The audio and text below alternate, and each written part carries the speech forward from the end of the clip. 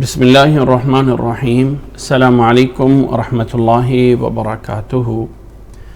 نحمدہ ونصلی ونسلم علی رسولہ الکریم واشہد ان لا الہ الا اللہ وحدہ لا شریک لہ واشہد ان محمدا عبدہ ورسولہ اما بعد۔ آج ہماری یہ ریاض الصالحین کی کلاس گزشتہ اعتبار سے 79 نمبر کلاس ہے، اور آج ہم اپنی اس کلاس کے اندر حدیث میں آج 331 نمبر 331 نمبر حدیث سے شروع کریں گے، جو کہ چیپٹر یا باب چل رہا ہے صلہ رحمی، والدین کی اطاعت اور صلہ رحمی کے بارے میں۔ اللہ سے دعا ہے کہ اللہ تعالی ہمیں یہ سننے، سمجھنے اور عمل کرنے کی توفیق عطا فرمائے۔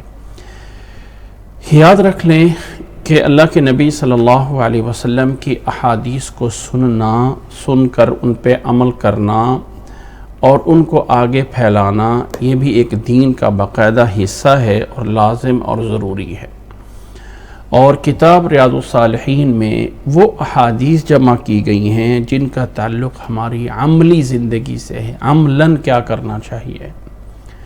تو گزشتہ کلاس میں جو احادیث چل رہی تھیں وہ احادیث تھیں صلہ رحمی، اور یہ بتا دیا گیا تھا کہ صلہ رحمی کا مطلب یہ ہے کہ وہ رشتے، وہ لوگ جو انسان جب ماں سے پیدا ہوتا ہے تو 9 مہینے جب بچے نے ماں کے رحم میں گزارے ہوتے ہیں، رحم اس کو بولتے ہیں، اور پھر اس سے آگے بہن بھائیوں سے آگے جو ہے وہ چاچے تائے اور ماموں اور خالائیں، سارے رشتے یہاں سے بنتے ہیں۔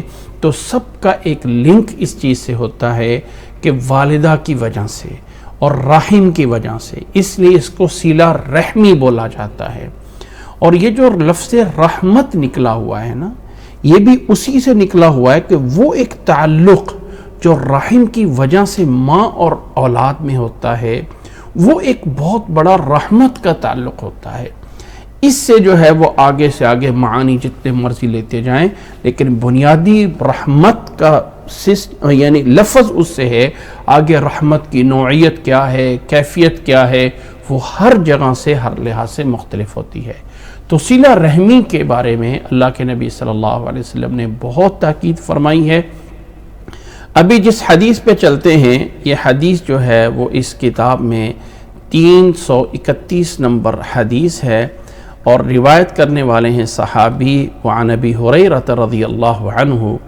حضرت ابو ہریرہ رضی اللہ تعالیٰ عنہ بیان فرماتے ہیں، قال فرماتے ہیں لما نزلت هذه الآیہ، جب یہ آیت نازل ہوئی، آیت کے الفاظ ہیں وَأَنذِرْ عَشِيرَتَكَ الْأَقْرَبِينَ، سورۃ شعراء کی آیت نمبر 214 ہے، 214 ہے۔ وَأَنذِرْ، اور ڈرائیے، عَشِيرَتَكَ، اپنے رشتہ داروں کو، الْأَقْرَبِينَ، جو قریبی ہیں، یعنی قریبی سے قریبی، آگے سے پھر قریبی، جو رشتہ دار ہوتے ہی قریبی ہیں، لیکن چاہے کوئی قریبی ہیں یا دور کے ہیں، لیکن چونکہ رشتہ دار ہوتے ہی قریب سے ہیں، اس لیے ڈرائیے ان سب کو بھی۔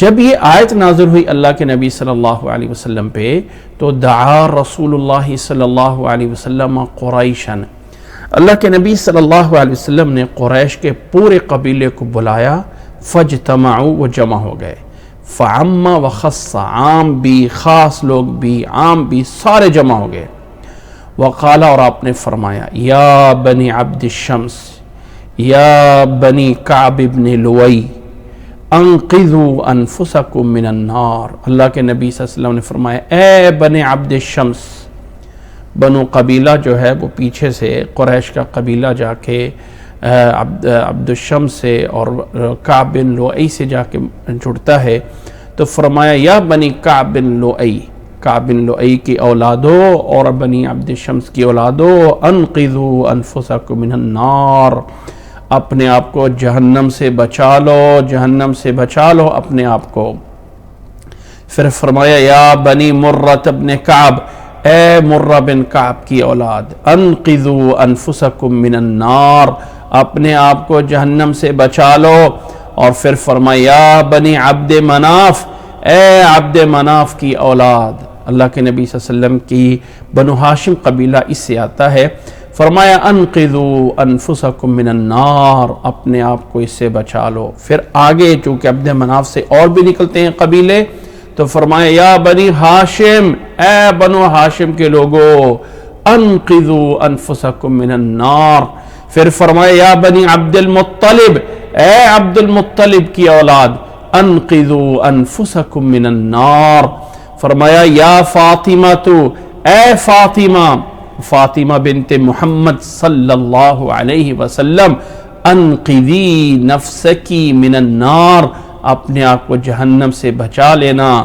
فإنی لا املک لکم من اللہ شیئا، یہ مت سمجھنا کہ میں چونکہ قریش میں سے ہوں، تمہارے خاندان میں سے ہوں، تو اللہ کے پاس جا کے صرف اور صرف میرا تم سے ہونا تمہیں کوئی فائدہ دے دے گا، نہیں۔ لا املک لکم من اللہ شیئا، میں اللہ کی طرف سے تمہارے لیے کسی چیز کا بھی مالک نہیں ہوں، کسی چیز کا بھی نہیں ہوں۔ غیر ان لکم رحما سأبلھا ببلالھا، فرمایا سوا اس کے کہ میرا تمہارے ساتھ ایک رشتہ داری ہے، رحیم کا ایک رشتہ ہے، یہ اس کو جو میں ترک کرتا رہوں گا، اس کا جو بھی ترک کرنے کا طریقہ ہوگا، یعنی اس کو میں جوڑ کے رکھوں گا، اس کو میں ملحوظ خاطر رکھوں گا، اس کے علاوہ میں تمہارے لیے اور کچھ نہیں کر سکتا ہوں۔ اللہ کے نبی صلی اللہ علیہ وسلم نے ہر ایک قبیلے کو، پھر بڑے قبیلے، اے بنی عبد شمس، اے بنی کعب بن لؤی، پھر ان میں سے آگے بنی عبد مناف، پھر بنو ہاشم، حتیٰ کہ آخر میں آ کے کہا اے فاطمہ، اے فاطمہ بنت محمد، دنیا جہان کی عورتیں جمع ہو جائیں، فاطمہ بنت محمد صلی اللہ علیہ وسلم کے قدموں کی خاک کے برابر نہیں ہو سکتی ہیں۔ نبیوں کے بعد کوئی ان کے برابر نہیں ہو سکتا ہے۔ اللہ اکبر۔ اللہ کے نبی صلی اللہ علیہ وسلم نے ان کو بھی فرمایا اے فاطمہ، یہ مت سمجھنا کہ میں محمد کی بیٹی ہونے کی وجہ سے بچ جاؤں گی، نہیں، اللہ کے پاس جا کے میں کچھ نہیں کر سکوں گا۔ ہاں دنیا میں رشتہ داری ہے تمہارے ساتھ، اس کو میں نبھاؤں گا، لیکن اللہ کے پاس جا کے لا اغنی عنکم من اللہ شیئا۔ اس لیے اپنے آپ کو جہنم سے بچا لو، اپنے آپ کو جہنم سے بچا لو، لیکن ایک رشتہ داری ہے جس کو میں نبھاؤں گا، جس کو میں ترک کروں گا، یعنی اسے نبھاتا رہوں گا۔ اللہ کے نبی صلی اللہ علیہ وسلم کی اس حدیث سے دو باتیں بنیادی طور پہ ثابت ہوتی ہیں۔ ایک تو انسان یہ مت سمجھے کہ انسان اپنے خاندان کی وجہ سے بہت بڑا بن جائے گا۔ ہاں اگر خاندان کے ساتھ دینداری بھی مل جائے تو اس کا کوئی شرف ہو سکتا ہے، لیکن اگر ایک انسان سمجھے کہ دینداری سے ہٹ کر میرا جو ہے وہ ہونا، وہ جو سید خاندان سے ہونا، فلاں سے ہونا، فلاں سے ہونا مجھے فائدہ دے جائے گا، تو کچھ فائدہ نہیں دے گا، کچھ فائدہ نہیں دے گا۔ اس لیے سب سے پہلے اعمال ہیں، عمل سے زندگی بنتی ہے، جنت بھی جہنم بھی۔ یہ خاکی اپنی فطرت میں نہ نوری ہے نہ ناری ہے۔ اس لیے یاد رکھ لیں، اللہ کے نبی صلی اللہ علیہ وسلم نے فاطمہ بنت محمد سے بھی کہا مت سمجھنا کہ محمد کی بیٹی ہونے کی وجہ سے بچا لیا جائے گا، نہیں، لا اغنی عنک من اللہ شیئا فإنی لا املک لکم من اللہ شیئا۔ یہاں پہ الفاظ ہیں تمہارے لیے میں کسی چیز کا مالک نہیں ہوں گا۔ ہاں اس کے دوسرا مسئلہ حدیث سے ثابت ہوتا ہے کہ چاہے کوئی رشتہ دار مسلمان ہوں یا کافر ہوں، چاہے کوئی مجرم ہو یا مجرم نہ ہو، ایک رشتہ داری جو دنیاوی لحاظ سے ہوتا ہے، اس کا انسان کو خیال رکھنا چاہیے، اس کا خیال رکھنا چاہیے۔ اللہ کے نبی صلی اللہ علیہ وسلم نے فرمایا وَلَكِنْ رَحِمْ غَيْرَ أَنَّ لَكُمْ رَحِمًا، میرے ساتھ تمہاری ایک رشتہ داری ہے جس کو میں نبھاؤں گا، جس کو میں جوڑ کے رکھوں گا، اس کو جو ہے وہ میں نہیں توڑوں گا۔ اس لیے ان دو باتوں کو اس حدیث سے سمجھنا چاہیے۔ رواہ مسلم، اس حدیث کو امام مسلم نے بیان کیا ہے۔ قولہ صلی اللہ علیہ وسلم ببلالھا، اس کا معنی کیا ہے؟ ہوا بفتح الباء، بی بفتح الباء الثانیہ، دوسری با کے فتح کے ساتھ، و کسریہا یعنی بی بلالیہا اور بی بلالیہا دونوں طرح بھی پڑھا جا سکتا ہے۔ والبلال جو لفظ ہے یہ الماء پانی سے نکلا ہوا ہے، ومعنی الحدیث اور معنی حدیث کا یہ ہے سأصل شبہ قطیعتها بالحرارة لطفا بالماء وهذه تبرد بالصلہ۔ اللہ کے نبی صلی اللہ علیہ وسلم نے یعنی اس کا معنی بنتا ہے کہ میں اس رشتہ داری کو ملا کے رہوں گا، جیسے کہ گرمی جو ہوتی ہے نا وہ پانی کو ختم کر دیتی ہے، ٹھیک ہے، توڑ دیتی ہے، اور پھر اس کو ملایا جاتا ہے سردی کو پانی ڈال کے، تطفئہ بالماء، جس طرح کہ قطع رحمی میں گویا کہ گرمی ہوتی ہے اور اس کو پانی سے بجھایا جاتا ہے، تو اس کا جو بجھانا ہے پانی سے وہی صلہ رحمی ہے، وہی جو ہے وہ صلہ رحمی ہے۔ تو مقصد یہ ہے اس حدیث سے بتانے کا، اس حدیث سے، کہ اللہ کے نبی صلی اللہ علیہ وسلم نے پورے قریش کو جمع کیا۔ جب یہ آیت نازل ہوئی وَأَنذِرْ عَشِيرَتَكَ الْأَقْرَبِينَ، اپنے قریبی رشتہ داروں کو جمع کر لو، تو قریبیوں کو بھی جمع کیا، عامہ و خاصہ، ہر عام اور خاص کو، اور فرمایا تھا اللہ جہنم سے اپنے آپ کو بچا لینا، جہنم ایک بہت خطرناک چیز ہے۔ اللہ اکبر۔ اس سے اگلی روایت ہے وعن ابی عبد اللہ عمر بن العاص رضی اللہ عنہما قال سمعت رسول اللہ صلی اللہ علیہ وسلم جہارا غیر سر یقول، فرماتے ہیں حضرت عمر بن العاص رضی اللہ تعالی عنہ، سمعت رسول اللہ، میں نے اللہ کے رسول صلی اللہ علیہ وسلم کو سنا، آپ صلی اللہ علیہ وسلم جہارن اونچی بول کے، جہرن اونچی بول کے، غیر سر کوئی پوشیدہ نہیں، جہارن جہرن بول کے فرما رہے تھے ان آل بنی فلان لیسوا باولیائی ان ولی اللہ وصالح المؤمنین۔ اللہ کے نبی صلی اللہ علیہ وسلم اونچی آواز سے کہہ رہے تھے لوگوں سن لو، فلاں بنی فلاں کے آل، فلاں بنی فلاں کے لوگ جو ہیں لیسوا باولیائی، لیسوا باولیائی، وہ میرے دوست نہیں ہیں، میرے دوست نہیں ہیں، میرے حمایتی نہیں ہیں، وَإِنَّمَا وَلِيِّيَ اللَّهُ وَصَالِحُ الْمُؤْمِنِينَ، اور میرے ولی، میرے دوست وہ لوگ ہیں جو ولی اللہ، میرے حمایت کرنے والے اللہ تعالیٰ ہیں، وصالح المؤمنین، اور نیک لوگ ہیں، یہ ہیں میرے اولیاء، یہ ہیں میرے قریبی لوگ، وَلَكِنْ لَهُمْ رَحِمٌ أَبُلُّهَا بِبِلَالِهَا، لیکن ان لوگوں کا میرے ساتھ ایک رشتہ داری ہے، ان لوگوں کی میرے ساتھ ایک رشتہ داری ہے جس کو میں ترک کرتا رہوں گا، یعنی جس کو میں نبھاتا رہوں گا۔ متفق علیہ واللفظ للبخاری، اور یہ الفاظ بخاری کے ہیں، یہ روایت بخاری اور مسلم میں ہیں، اور الفاظ یہ والے صحیح البخاری کے ہیں، یعنی نبی صلی اللہ علیہ وسلم نے اعلان کر کے کہا وہ لوگوں بنی فلاں کے لوگ میرے اولیاء نہیں ہیں، میرے وہ حمایتی اور میرے وہ اپنے لوگ نہیں ہیں، ہاں ان سے ایک رشتہ داری ہے جس کو میں نبھاؤں گا، میرے قریبی حمایتی ولی اللہ اللہ تعالیٰ ہے، وصالح المؤمنین، اور نیک لوگ ہیں۔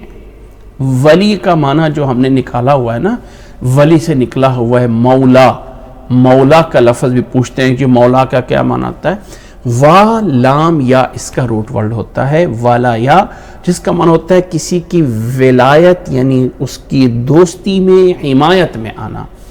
ولی اللہ کو بھی ولی اللہ اس لیے بولا جاتا ہے کہ وہ اللہ کا دوست ہوتا ہے، اور اگر ہم کسی اپنے امام مسجد کو مولوی کہتے ہیں تو وہ بھی ولی سے مولوی میرا دوست ہے، اسی سے مولا نکلا ہوا ہے۔ عربی میں جو عام عربی ہے اس میں جو غلام ہوتا ہے، غلام اور باندیاں، غلام کو بھی مولا بولا جاتا ہے، اور جو غلام کا مالک ہوتا ہے اس کو بھی مولا بول دیا جاتا ہے، کیونکہ یہ اس کا دوست ہوتا ہے، وہ اس کا دوست ہوتا ہے۔ اور سب سے بڑا مولا اللہ نعم المولا و نعم النصیر، اللہ تعالیٰ کی ذات کے لیے بھی لفظ مولا بولا جاتا ہے۔ جو لوگ مولا علی بولتے ہیں اور مطلب یہ لینا چاہتے ہیں مولا علی سے کہ جیسے اللہ تعالیٰ ایک مولا اعظم ہے، یعنی سب سے بڑا مولا ہے، اسی طرح ایک یعنی کرنے والا اور اسی طرح مشکل کشا حاجت روا مولا علی ہے، تو یاد رکھ لیں کہ یہ اگر نظریہ ہے تو پھر یہ شرک ہے۔ اس میں کوئی شک نہیں کہ حضرت علی رضی اللہ تعالیٰ عنہ بہت بڑا مرتبہ ہے، اہل بیت میں سے ہیں، عشرہ مبشرہ میں سے ہیں، خلفائے راشدین میں سے ہیں، اور نبی صلی اللہ علیہ وسلم پہ پہلے مسلمان ہونے والے ہیں، اس میں کوئی شک نہیں ہے، لیکن وہ الہ اور معبود نہیں ہے، حاجت روا اور مشکل کشا نہیں ہے، وہ صرف اللہ ہے، وہ صرف اللہ ہے۔ تو مولا کا لفظ یہ والیہ سے ہے، یہ دوست، حمایتی، ان تمام موقع محل سے جو ہے وہ اس کا معنی نکلتا ہے۔ ولیہ کا یہاں ہمارا ولی اللہ، میرا اللہ دوست ہے اور نیک لوگ بھی میرے دوست ہیں، لیکن دوسرے لوگوں کے ساتھ میری ایک رشتہ داری ہے جس کو میں نبھا کے رکھوں گا۔ یہاں پہ بھی یہ پتہ چلتا ہے کہ رشتہ داروں کے ساتھ حسن سلوک کرنا یہ بھی ایک ایمان کا حصہ ہے۔ اگلی روایت ہے اس باب میں، وعن ابی ایوب خالد بن زید الانصاری رضی اللہ عنہ۔ ابو ایوب انصاری جس کو ہم جانتے ہیں، ابو ایوب انصاری ایک صحابی ہیں، جب نبی صلی اللہ علیہ وسلم مدینہ میں آئے تھے تو سب سے پہلے ان کے گھر میں ٹھہرے تھے۔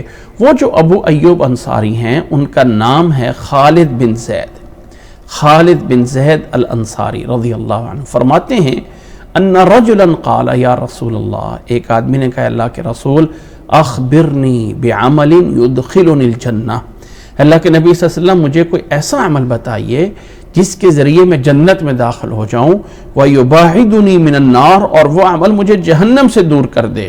فقال، آپ صلی اللہ علیہ وسلم نے فرمایا، تَعْبُدُ اللَّهَ وَلَا تُشْرِكُ بِهِ شَيْئًا، تو اللہ کی عبادت کرنا اور اللہ کے ساتھ کسی کو شریک نہ کرنا، وَتُقِيمُ الصَّلَاةَ، اور نماز قائم کرنا، وَتُؤْتِ الزَّكَاةَ، اور زکوٰۃ ادا کرنا، وَتَصِلُ الرَّحِمَ، اور صلہ رحمی کرنا، صلہ رحمی کرنا، صلہ رحمی کرنا۔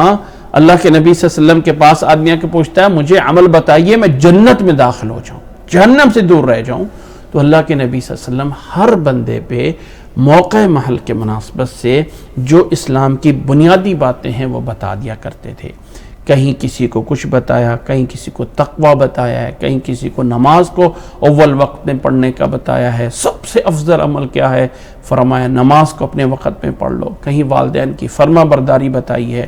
اب اس حدیث میں پوچھنے والے نے کہا جنت میں جاؤں اور جہنم سے دور ہو جاؤں، تو بنیادی اعمال میں فرمایا اللہ کی عبادت کرنا، اللہ کے ساتھ شریک نہیں کرنا، نماز قائم کرنا، زکوٰۃ دینا اور صلہ رحمی کرنا۔ تو اس حدیث میں چونکہ ان اہم پوائنٹ کے ساتھ صلہ رحمی بھی جوڑی گئی ہے تو اس لیے اس حدیث کو اس باب میں ذکر کیا گیا ہے۔ اللہ ہمیں عمل کرنے کی توفیق عطا فرمائے۔ اگلی حدیث ہے وعن سلمان بن عامر رضی اللہ تعالی عنہ، سلمان بن عامر رضی اللہ تعالی عنہ ان کا نام ہے، اور ان کی جو کنیت ہے وہ یہاں پہ ذکر نہیں ہے، لیکن ان کا نام جو ہے سلمان بن عامر ہے، رسول اللہ صلی اللہ علیہ وسلم کے صحابہ میں سے ہیں سلمان بن عامر۔ اور کچھ لوگ یہ کہتے ہیں کہ یہ صحابی نہیں ہیں، یہ صحابی نہیں ہیں، ان کی کوئی صحبت ثابت نہیں ہے۔ بہرحال مختلف فی ہے کہ آیا یہ صحابی ہیں یا تابعی ہیں۔ کچھ لوگوں نے کہا ہے کہ اللہ کے نبی صلی اللہ علیہ وسلم کے دور میں یہ بوڑھے تھے، بزرگ تھے۔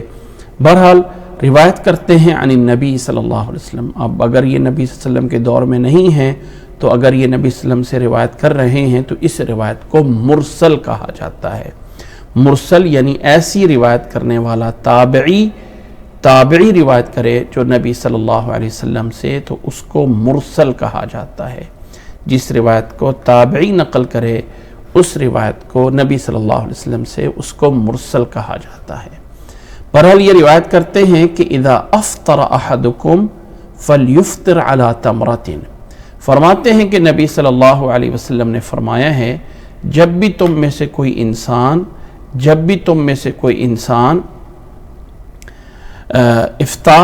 جب افطاری کرے، روزہ چھوڑے تو اسے چاہیے کہ وہ ایک کھجور پہ روزہ چھوڑے، علی تمرۃ، فلیفطر علی تمرۃ، اور پھر فرمایا فإنہ برکۃ، بے شک اس میں برکت ہے، فإن لم یجد تمرۃ، اگر اس میں تمرہ نہ ملے، کھجور اس کو نہ ملے، فالماء، تو پانی سے افطاری کر لے، فإنہ طہور، بے شک وہ اس میں پاکیزگی ہے۔ قال، فرماتے ہیں وقال، اور فرمائے الصدقۃ علی مسکین صدقۃ، صدقہ کرنا کسی مسکین پہ اس کا ثواب صدقے کا ملے گا، وعلی ذی الرحم، اور رشتہ دار پہ اگر کوئی صدقہ کیا جائے ضرورت والے پہ تو ثنتان، اس میں دو چیزیں ملیں گی، ایک صدقۃ وصلۃ، ایک صدقہ کا ثواب اور دوسرا صلہ رحمی کا ثواب۔ یعنی انسان جو ہے جب صدقہ کرتا ہے تو کسی بھی مسکین پہ تو صدقے کا ثواب ملے گا، لیکن اگر رشتہ دار ضرورت مند ہو اور اس پہ صدقہ کر رہا ہے تو اس میں دو چیزیں ملیں گی، ایک ملے گا صدقے کا ثواب اور ایک صلہ رحمی کا ثواب۔ یہ روایت جو سلمان بن عامر سے ہے، سندن اس روایت کو محدثین ضعیف قرار دیتے ہیں سند کے اعتبار سے،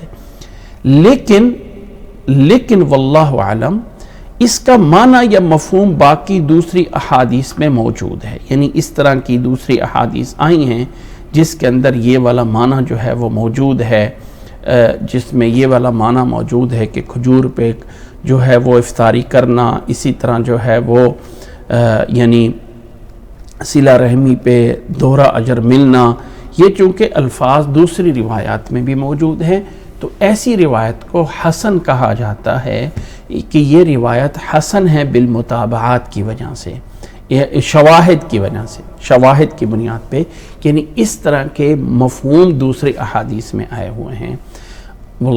تو چونکہ یہ ساری باتیں دوسری احادیث میں موجود ہے، اس لیے شواہد کی بنیاد پہ امام ترمذی فرماتے ہیں، رواہ الترمذی، وہ روایت کیا اس کو ترمذی نے، وقال حدیث حسن، امام ترمذی نے اس کو روایت کیا ہے اپنی سنن میں اور فرماتے ہیں کہ حدیث حسن۔ اللہ اکبر۔ اگلی روایت پہ چلتے ہیں، وعن ابن عمر رضی اللہ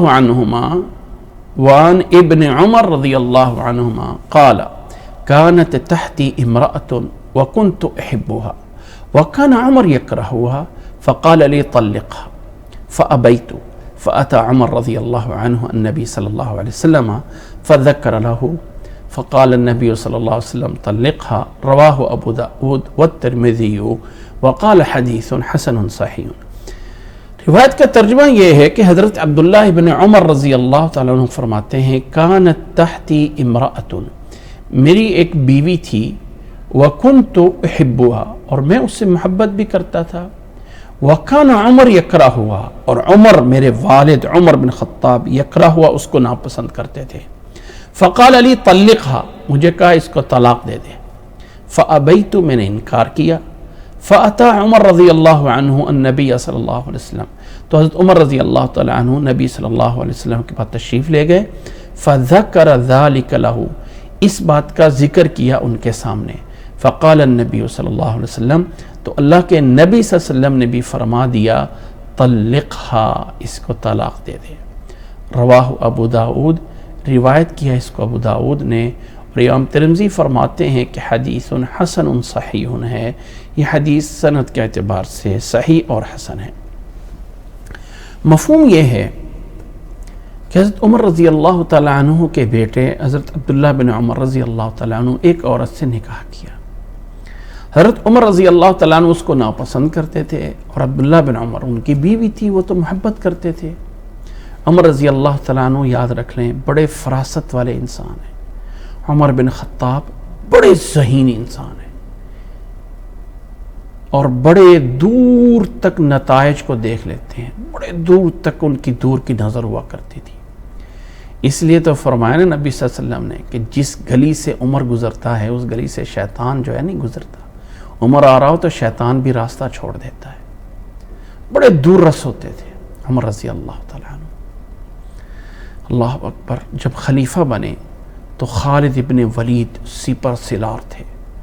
جو جنگ ہو رہی تھی فتح سے فتح ملتی جا رہی تھی. حضرت عمر نے آ کے خالد بن ولید کو معزول کر دیا. لوگوں نے کہا کہ عمر یہ کون سی عقل مندی ہے کہ ایک بندہ اتنا جو ہے وہ فتح دے رہا ہے اور آپ اس کو سپہ سالاری سے ہٹا رہے ہیں. فرمایا لوگ سمجھتے ہیں کہ فتح خالد کی وجہ سے ہوتی ہے، لیکن میں بتانا چاہتا ہوں فتح خالد نہیں اللہ دیتا ہے کہ یقین اللہ پہ آ جائے. بڑے سمجھدار تھے. تو اپنے بیٹے کی جو بیوی تھی اس کو ناپسند کرتے تھے. بیٹے سے کہا اس کو طلاق دے دے. بیٹے نے کہا میں کیوں دوں؟ اللہ کے نبی صلی اللہ علیہ وسلم کے پاس بات پہنچی. اللہ کے نبی صلی اللہ علیہ وسلم نے فرمایا دے دے ان کو طلاق. یہ حدیث صحیح ہے. تو حضرت عبداللہ بن عمر نے طلاق دے دی تھی. اچھا اسی طرح کی اگلی روایت میں بھی ہے، وہ بھی سن لیں اور پھر ہم اس پہ بات کریں گے. اگلی روایت ہے وعن ابی درداء رضی اللہ تعالیٰ عنہ. روایت ہے وعن ابی درداء رضی اللہ عنہ ان رجلا اتاہ. ایک آدمی آیا، ان کے پاس کہا ان لی امرأۃ وان امی تأمرنی بطلاقها. ایک آدمی اور اس نے کہا کہ میری ایک بیوی ہے اور میری والدہ مجھے اپنی بیوی کو طلاق دینے کا حکم دیتی ہے. تو ابو درداء رضی اللہ تعالیٰ عنہ فرمانے لگے فقال سمعت رسول اللہ صلی اللہ علیہ وسلم یقول الوالد اوسط ابواب الجنہ. والد یا والدہ، والد جو ہیں وہ جنت کا درمیان والا دروازہ ہیں. فَإِن شِئْتَ فَأَضِعْ ذَلِكَ الْبَابَ أَوْ احْفَظْهَا. آپ کی مرضی ہے کہ آپ اس دروازے کو ضائع کر دو یا اس کی حفاظت کر لو. اللہ کو روایت کے اس کو ترمذی نے اور فرماتے ہیں کہ حدیث حسن صحیح ہے. یاد رکھ لیں کہ لفظ والد جو ہے یہ والد اور والدہ دونوں پہ بولا جاتا ہے. جو لفظ والدین بنا ہوا ہے یہ والد کی تثنیہ ہے، اس میں ایک والد سے مراد والدہ ہے اور ایک والد سے مراد والد ہے، اور دونوں کو ایک ساتھ کر کے والدین بنایا گیا ہے. تو والد کا معنی ولد کہتے ہیں بچے کو، اور والد اس کو جنم دینے والا. تو باپ کے ذریعے بھی اولاد ہوتی ہے اور ماں کے ذریعے بھی ہوتی ہے. تو والد جو ہے وہ دونوں پہ بول دیا جاتا ہے. تو یہاں پہ فرمایا ابو درداء فرماتے ہیں میرے پاس ایک بندہ آیا اور کہا کہ میری ایک بیوی ہے اور میری ماں اس کے طلاق حکم دیتی ہے، میں کیا کروں؟ فرمایا میں نے رسول اللہ صلی اللہ علیہ وسلم سے سنا ہے کہ الوالد اوسط ابواب الجنہ، والد جنت کے درمیان کا ایک دروازہ ہے. اب تیری مرضی ہے اس کو تو ضائع کر یا اس کی تو حفاظت کر لے. اور یہ روایت بھی صحیح ہے. اب ان دونوں روایتوں کی بنیاد پہ کیا نتیجہ کیا نکلتا ہے کہ آج کل ہمارے ہاں تو ہمیشہ جو ساس ہے وہ بہو کو کبھی بھی پسند نہیں کرتی، اور وہ تو چاہتی ہے میرا بیٹا جلدی جلدی طلاق دے دے، اور کئی دفعہ باپ بھی چاہتا ہوتا ہے کہ میرا بیٹا اس بیوی کو چھوڑے. تو یہاں پہ کیا حکم ہے؟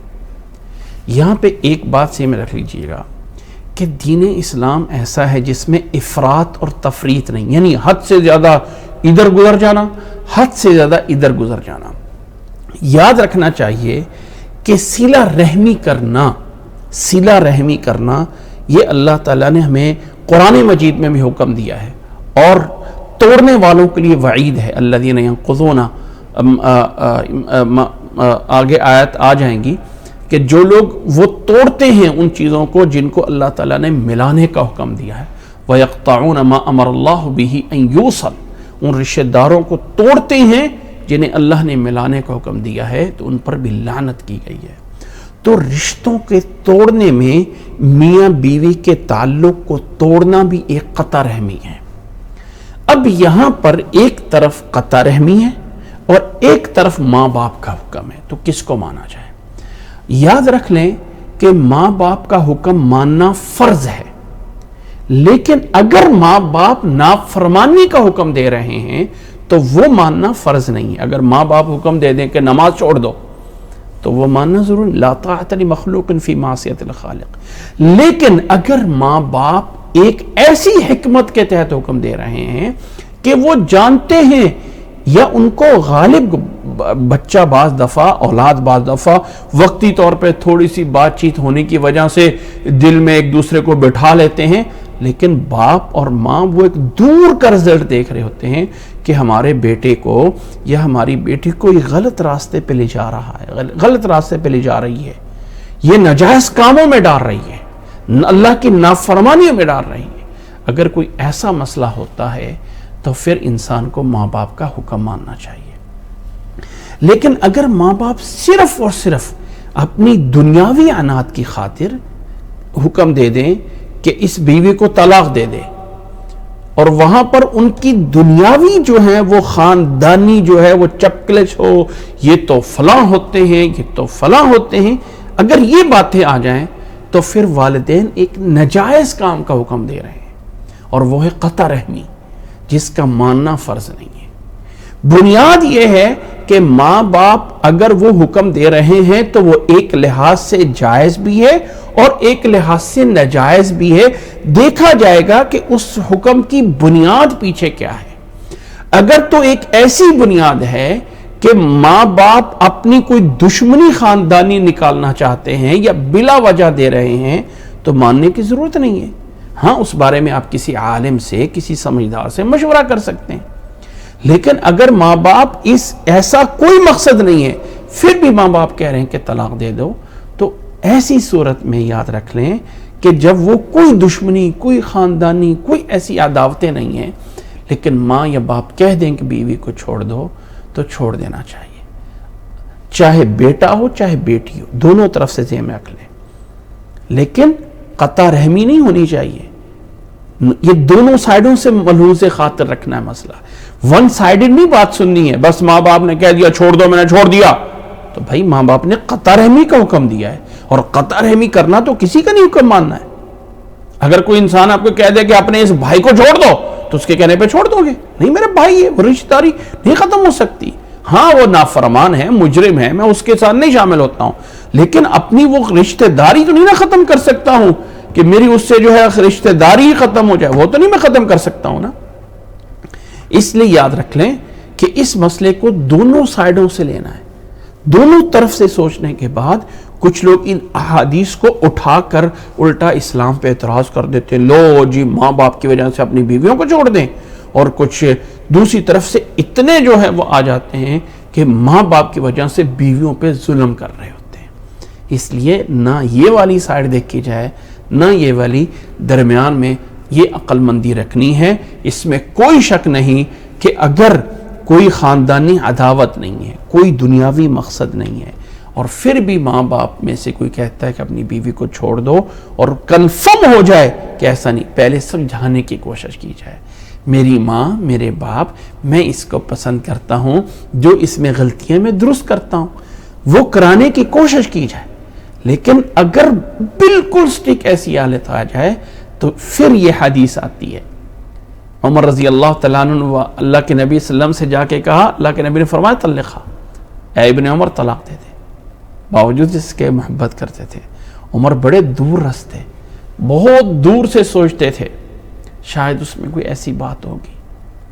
عمر رضی اللہ تعالیٰ عنہ نے جو اپنے گورنر رکھے تھے اپنی خلافت کے دور میں, کسی گورنر کے بارے میں کسی نے آ کے شکایت کی گئی, تمہارے یہ گورنر کی یہ شکایتیں ہیں, یہ ہے, ان کو بھی بلا لیا اور ان کو بھی بلا لیا, پوچھا کیا شکایت ہے. ان میں سے ایک شکایت یہ بھی کی کہ یہ مہینے میں ایک دن گھر سے باہر نہیں آتا ہے, ایک دن چھٹی کرتا ہے, ایک دن چھٹی کرتا ہے. تو گورنر سے پوچھا تجھے کیا ہے؟ کہنے لگا میرے پاس ایک ہی کپڑے ہیں, مہینے بعد ایک دن ان کو دھوتا ہوں اور پھر خشک ہونے کے لیے انتظار کرتا ہوں, تو پھر ان کو پہن کے پھر نکلتا ہوں, دیر سے آتے ہیں. لوگوں نے شکایت کی رات کو نہیں آتا, پوچھا گیا کیوں نہیں آتے ہو باہر؟ کہا رات میں نے اللہ کو دی ہوئی ہے اور دن میں نے لوگوں کو دیا ہوا ہے. اس طرح کے گورنر چنتے تھے. لوگ عمر کی فراست سے ڈرتے تھے. اس لیے نبی صلی اللہ علیہ وسلم نے فرمایا ہے کہ اگر میرے بعد کوئی نبی ہوتا نا تو وہ عمر ہوتا رضی اللہ تعالی عنہ، رضی اللہ تعالی عنہ، اللہ ان سے راضی ہو جائے.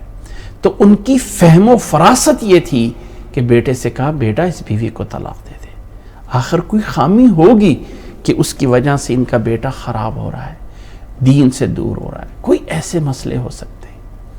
تو یہاں پر یہ ذہن میں رکھ لینا چاہیے کہ اس مسئلے میں یعنی حد سے زیادہ ادھر جھکاؤ یا حد سے زیادہ ادھر جھکاؤ نہیں ہے. یہ دیکھنا ہے کہ والدین قطع رحمی تو نہیں مجھ سے کروا رہے، اور قطع رحمی اپنے ذات عناد کوئی اور یعنی بلا وجہ کی، جیسے کہ سسرالیوں کے ساتھ ایک عداوت دشمنی بن جاتی ہے، اگر ایسا معاملہ تو نہیں، نہیں میں طلاق دوں گا. امید ہے کہ بات سمجھ آ گئی ہوگی. اللہ ہمیں سمجھنے کی اور اللہ ہمیں عمل کرنے کی توفیق عطا فرمائے. اگلی حدیث پہ چلتے ہیں. اگلی روایت ہے وعن براء ابن عازب رضی اللہ عنہ، براء ابن عازب رضی اللہ تعالیٰ عنہ سے روایت ہے عن النبی صلی اللہ علیہ وسلم انہ قال الخالۃ بمنزلۃ الام.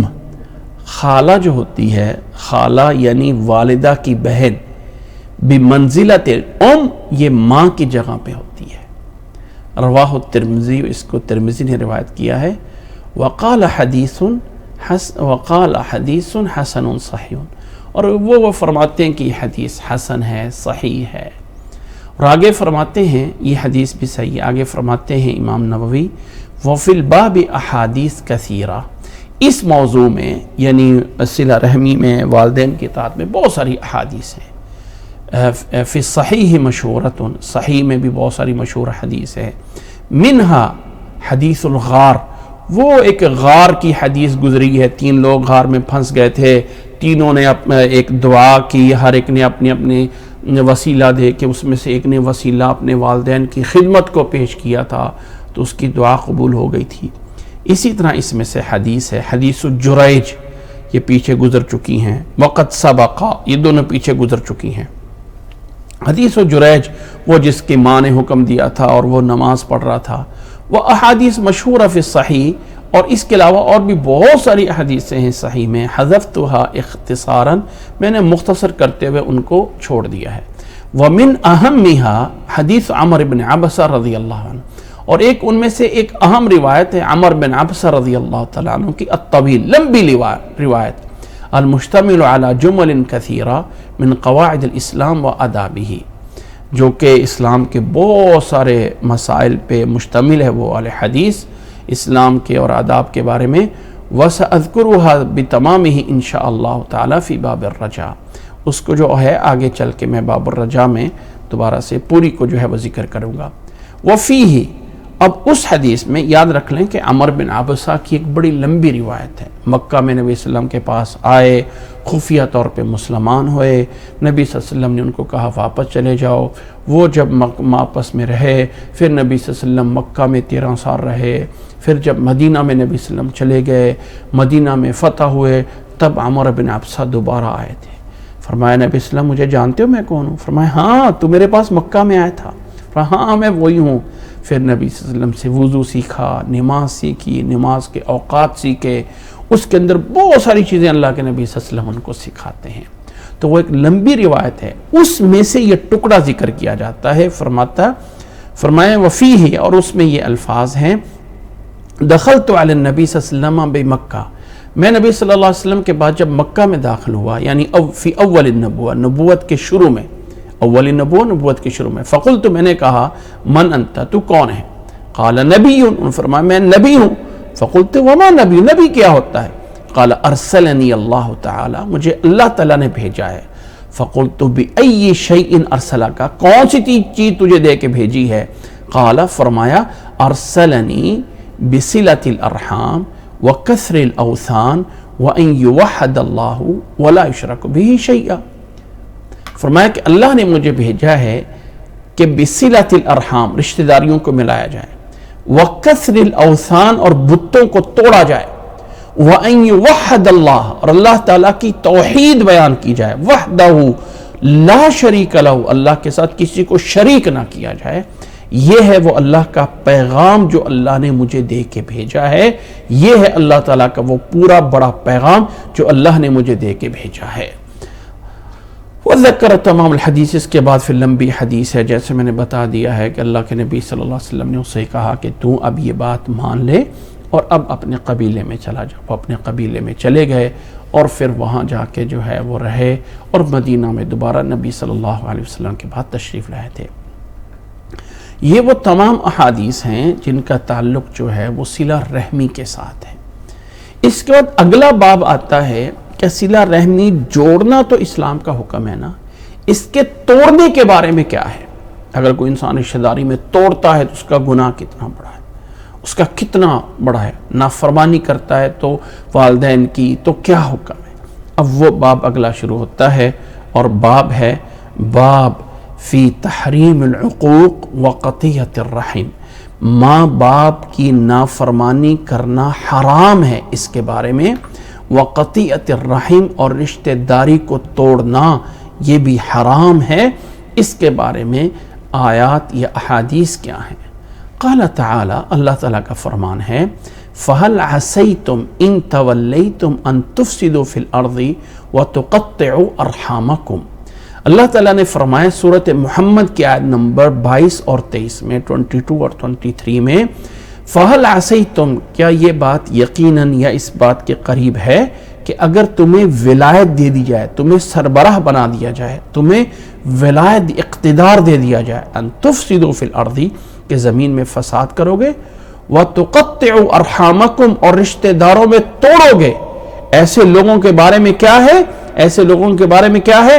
اولئک الذین لعنہم اللہ، یہ وہ لوگ ہیں جن پر اللہ نے لعنت کی ہے، فَأَصَمَّهُمْ وَأَعْمَى أَبْصَارَهُمْ، اللہ نے ان کو بہرا اور ان کو جو ہے وہ اندھا جو ہے ان کی آنکھوں کو اندھا کر دیا ہوا ہے، یعنی حق دیکھنے سے اور حق بات سننے سے اللہ ان کو اندھا اور بہرا کر دیتا ہے۔ اللہ اکبر، یہ سورۃ محمد کی آیات ہے۔ اس میں بھی اللہ نے فرمایا وَتُقَطِّعُوا أَرْحَامَكُمْ، اور خاص طور پہ جب انسان کو اقتدار ملتا ہے نا تو انسان زمین میں فساد مچاتا ہے، اور پھر وہاں نہیں دیکھتا رشتہ داریاں کیا ہے، کیا رشتہ داریاں ہیں۔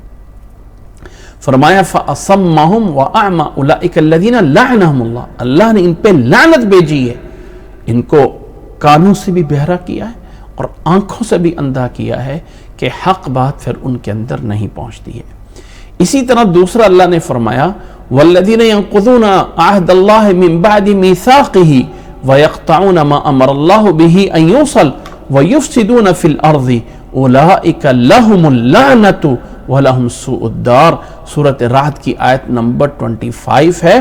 فرمایا جو لوگ اللہ تعالیٰ کے عہد کو پختہ ہونے کے بعد توڑتے ہیں، وَيَقْطَعُونَ مَا أَمَرَ اللَّهُ بِهِ أَن يُوصَلَ، اور اللہ تعالیٰ نے جن رشتہ داروں کو جوڑنے کو حکم دیا اس کو توڑتے ہیں، وَيُفْسِدُونَ فِي الْأَرْضِ، زمین میں فساد مچاتے ہیں، تو ان کا کیا ہے؟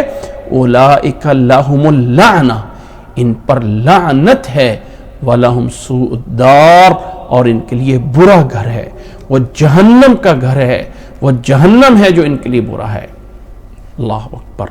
وقال تعالی، اور اللہ تعالیٰ نے فرمایا ہے وَقَضَى رَبُّكَ أَلَّا تَعْبُدُوا إِلَّا إِيَّاهُ وَبِالْوَالِدَيْنِ إِحْسَانًا، فرمایا وَقَضَى رَبُّكَ، اور تیرے رب نے یہ فیصلہ کیا ہے، اللہ تعبدوا الا اياه، صرف اس کی عبادت کی جائے، وبالوالدین احسانا، اور والدین کے ساتھ حسن سلوک کیا جائے، اما یبلغن عندک الکبر احدہما او کلاہما، جب وہ بڑھاپے کو پہنچ جائیں وہ دونوں یا ان میں سے کوئی ایک، فلا تقل لہما اف، تو اف بھی نہیں کہنا، ولا تنہرہما، اور ان کو ڈانٹنا بھی نہیں ہے، وَقُلْ لَهُمَا قَوْلًا كَرِيمًا، اور انہیں نرم بات کہنی ہے، وَاخْفِضْ لَهُمَا جَنَاحَ الذُّلِّ مِنَ الرَّحْمَةِ، اور نرمی کا پہلو ان کی طرف جھکا کے رکھنا ہے، وَقُلْ رَبِّ ارْحَمْهُمَا كَمَا رَبَّيَانِي صَغِيرًا، اور ان کے لیے دعا کرنی ہے، ان کے لیے دعا کرنی ہے، اے اللہ ان پر بھی اسی طرح رحمت نازل فرما جس طرح میرے پہ تو نے رحمت فرمائی تھی۔ اللہ اکبر۔ ان تمام آیات میں بتانے کا مقصد یہ ہے کہ صلہ رحمی کو جوڑنے کا اور توڑنے سے منع کرنے کا حکم اللہ تعالیٰ نے قرآن مجید میں بھی دیا ہے.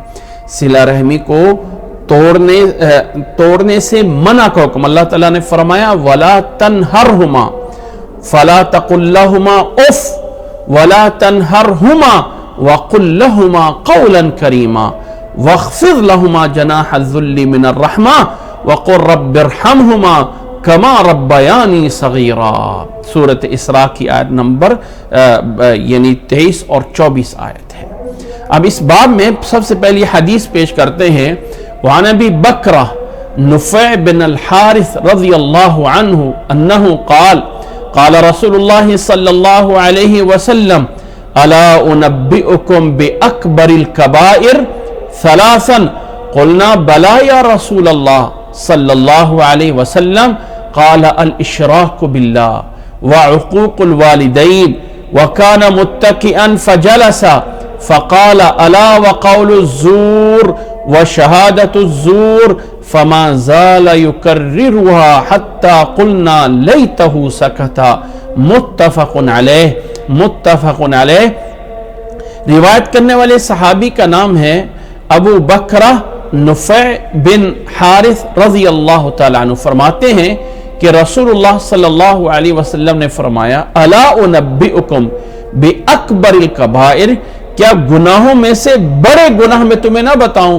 باکبر الکبائر, کبیرہ گناہوں میں سے بڑے گناہ 3 ہیں, یعنی اور بھی بہت سارے ہیں لیکن یہ بھی 3 ہیں اکبر الکبائر.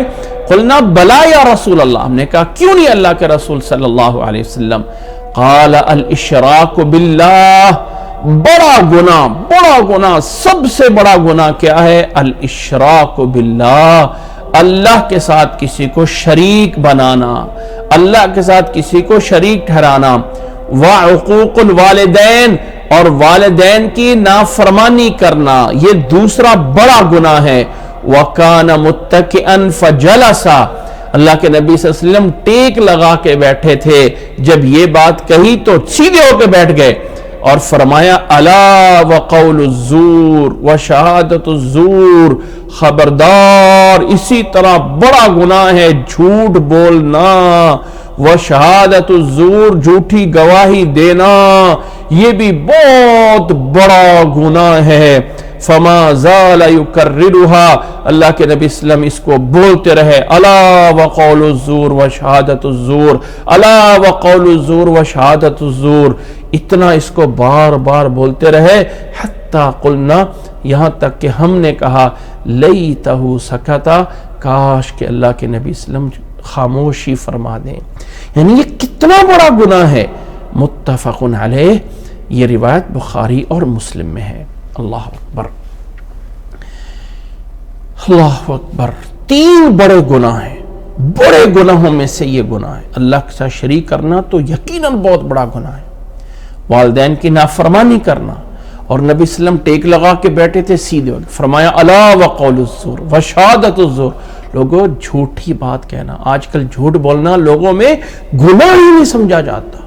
جھوٹی بات ادھر کی ادھر کی, بلکہ لوگ اس کو بڑا سمجھدار سمجھتے ہیں جو ادھر ادھر کی باتیں ساری ملا لیتا ہے. نہیں, فرمایا الا وقول الزور وشہادت الزور, اور جھوٹی گواہی دینا یہ بہت بڑا گناہ ہے.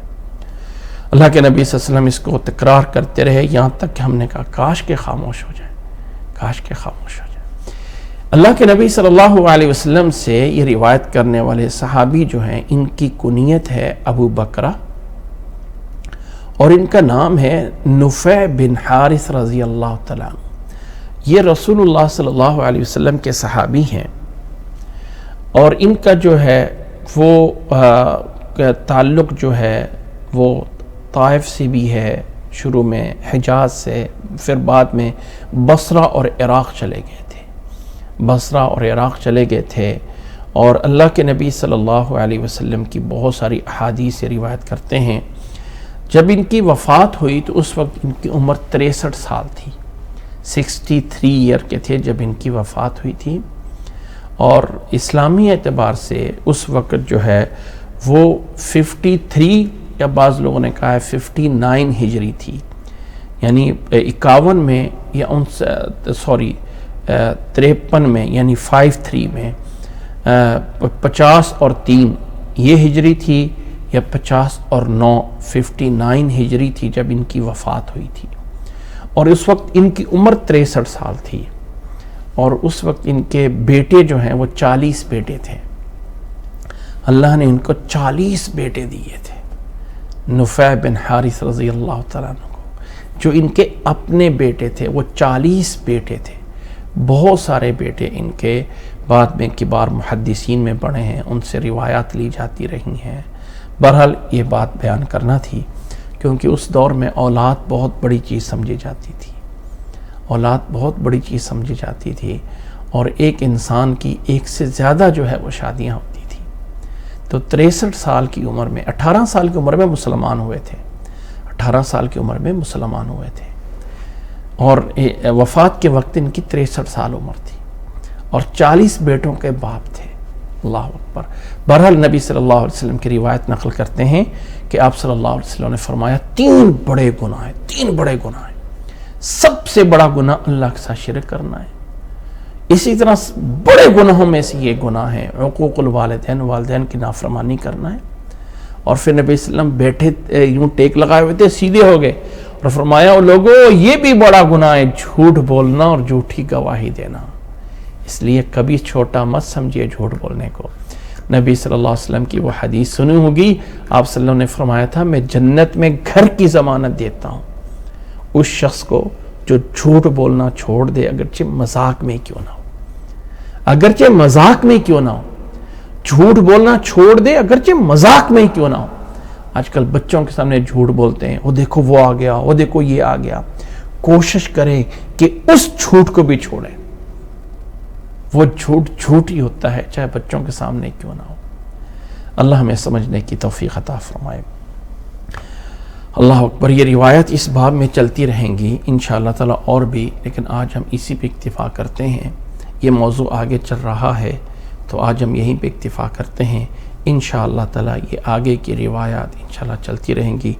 اللہ تعالی ہمیں نبی صلی اللہ علیہ وسلم کی احادیث سے محبت فرمائے، اللہ تعالی ہمیں نبی کی احادیث پہ عمل کرنے کی توفیق عطا فرمائے، اللہ تعالی ہمیں دنیا اور آخرت میں ہر طرح کی بھلائی عطا فرمائے۔ جزاکم اللہ احسن الجزاء۔ یقیناً آپ سب لوگ خیر و عافیت سے ہوں گے۔ ایک بات یاد دلانا چاہتا ہوں صرف کہ پاکستان میں جو سیلاب زدگان تھے ان کے معاملات ابھی تک ختم نہیں ہوئے ہیں۔ اب ایک اور مرحلہ شروع ہو گیا ہے کہ ان لوگوں کو جو ان کے ٹوٹے پھوٹے گھر ہیں وہ بنا کے دیے جائیں، وہ کچھ ان کی ہیلپ کی جائے۔ اس سلسلے میں اگر کوئی انسان کر سکتا ہو تو آپ لوگ بعد میں رابطہ کر سکتے ہیں۔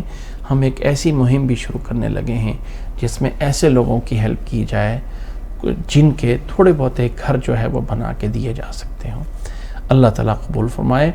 اسی طرح کچھ عرصہ پہلے آپ لوگوں کے سامنے ایک چھوٹی سی درخواست کی تھی کہ کوئی ایک فیملی ہے جو سید فیملی ہے، جو زکوٰۃ نہیں لے سکتے ہیں، لیکن وہ کچھ ایسے قرضوں میں ڈوبے ہوئے ہیں کہ ان کے قرضے پورے نہیں ہو سکتے۔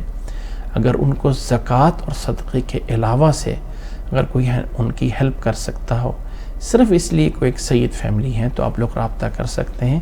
اللہ تعالیٰ آپ سب لوگوں کو جزائے خیر عطا فرمائے۔ اللہ تعالیٰ ہمیں دنیا میں اور آخرت میں ہر طرح کی بھلائی عطا فرمائے۔ جزاکم اللہ احسن الجزاء، وآخر دعوانا ان الحمد للہ رب العالمین۔ السلام علیکم ورحمۃ اللہ وبرکاتہ۔